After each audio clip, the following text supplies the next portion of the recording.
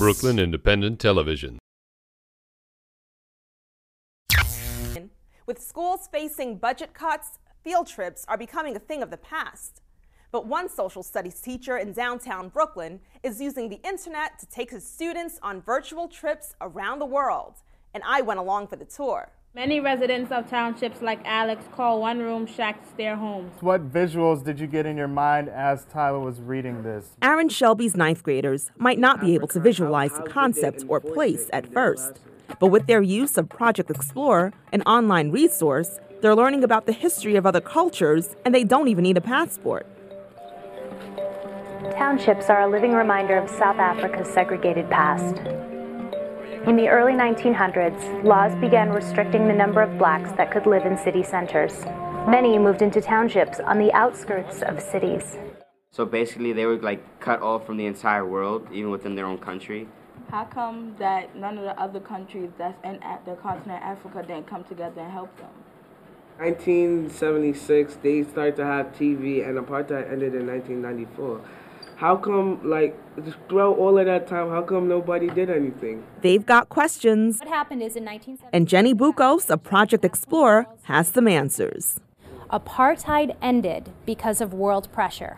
Project Explorer does two things. We have the online learning component. We have about 2.5 million students around the world using us. Any classroom can log on anytime they want to use us, from math to science to social studies. Specifically here, Mr. Shelby reached out to me via email, and we do about 10 pro bono school visits a year, and that's funded by Deutsche Bank. And that allows us to come in all day, screen some of our stuff with them, screen some of our short documentaries, answer students' questions, and then just talk about traveling the world in general. So I personally have been to 37 countries. Our producer and shooter has been to more than 50. It was only when I started traveling and I realized that I truly connected with other people around the world. We're all kind of the same. We all have the same interests and needs, and I found that really beautiful, and that made me want to learn about other people. So we try to make the world accessible by creating short videos that are digestible, and make them really about an experience that they can then have. So it's like a virtual field trip.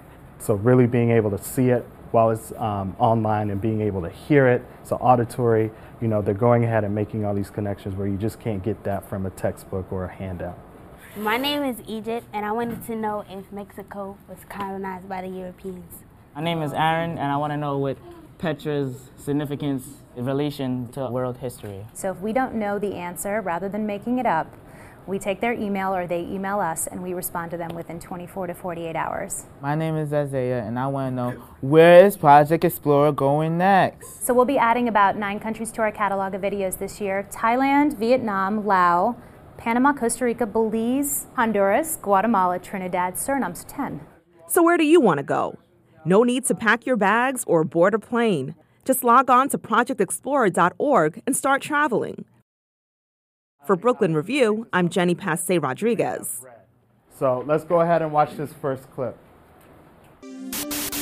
Watch this and other Brooklyn Independent Television episodes online at breakartsmedia.org/BIT.